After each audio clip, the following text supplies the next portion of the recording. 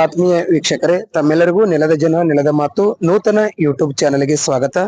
ಇವತ್ತಿನ interesting story ಹಿಂಗದ ನೋಡ್ರಿ. ಇವತ್ತೇನಂತಂದ್ರ ಅಫಜಲ್ಪುರ ಪಟ್ಟಣದ ತಹಶೀಲ್ ಕಚೇರಿ ಆವರಣದ ಒಳಗ ಒಂದು ಕೆಟ್ಟ ಘಟನೆ ನಡೆದೋತಿತ್ತು. ಅದೃಷ್ಟವಶಾತ್ ಯಾವುದು ಏನೂ ಆಗಿಲ್ಲ, ಅದು ನಮ್ ಪುಣ್ಯ ಅನ್ಬೇಕು. ಯಾಕಂತಂದ್ರ ಈ ವಿಡಿಯೋ ಚಿತ್ರದಲ್ಲಿ ನೀವು ಕಾಣಬಹುದು. ನಾನು ಈ ವಿಡಿಯೋದಲ್ಲಿ ತೋರಿಸ್ತಾ ಇದ್ದೀನಿ ನೋಡ್ರಿ. ಇಲ್ಲಿ ನೀರಿನ ಟ್ಯಾಂಕ್ ಅದ. ಇದು ಅಫಜಲ್ಪುರ ಪಟ್ಟಣದ ತಹಶೀಲ್ ಕಚೇರಿ ಆವರಣದಲ್ಲಿರುವಂತ ನೀರಿನ ಟ್ಯಾಂಕ್ ಮತ್ತು ಇದು ತಹಶೀಲ್ ಕಚೇರಿ ಕಟ್ಟಡ, ತಾಲೂಕು ತಹಶೀಲ್ ಕಚೇರಿ ಇದು. ಇಲ್ಲಿ ಏನಾಗ್ಯದತ್ತಂದ್ರೆ ಇವತ್ತು ಬೆಳಗ್ಗೆ ಅಂದ್ರೆ ಮುಂಜಾನೆ ಹೊತ್ತಿನಲ್ಲಿ ಯಾರೋ ಕಿಡಿಗೇಡಿಗಳು ಈ ನೀರಿನ ಟ್ಯಾಂಕ್ ಪಕ್ಕದಲ್ಲಿ ಕಾಂಪೌಂಡ್ ಹತ್ತಿ ಒಂದು ಗಿಡ ಇತ್ತು. ಆ ಗಿಡದ ಬಡ್ಡಿಗೆ ಯಾರೋ ಬೆಂಕಿ ಇಟ್ಟಾರ.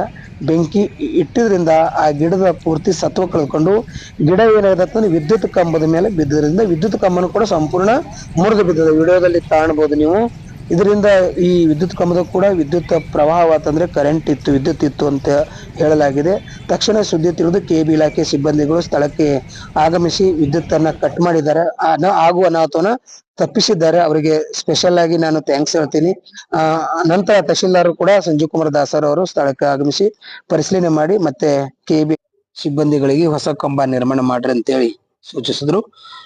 ಅದರ ಜೊತೆಗೆ ಏನಂತಂದ್ರೆ ಇಲ್ಲಿ ಈ ಕೇಂದ್ರ ಸ್ಥಳ ಆಗಿದ್ರಿಂದ ಈ ತಹಶೀಲ್ ಕಚೇರಿ ದಿನನಿತ್ಯ ಇಲ್ಲಿ ನೂರಾರು ಸಾರ್ವಜನಿಕರು ತಮ್ಮ ದಿನನಿತ್ಯ ಕೆಲಸಕ್ಕೆ ಬರ್ತಾರ. ಆದ್ರ ಇದು ಬೆಳಗ್ಗೆ ಈ ಘಟನೆ ನಡೆದ್ರಿಂದ ಯಾರಿಗ ಅನಾಹುತ ಆಗಿಲ್ಲ. ಏನಾದ್ರೂ ಕಚೇರಿ ಸಮಯದ ಒಳಗಡೆ ಏನಾದ್ರೂ ಇಂಥ ಘಟನೆ ಸಂಭವಿಸಿತ್ತಂದ್ರೆ ಯಾರಿಗಾರ ಅನಾಹುತ ಆತಿತ್ತು ಅಂತ ಹೇಳಿ ಮಾತುಗಳು ಕೇಳಿ ಬಂದವ.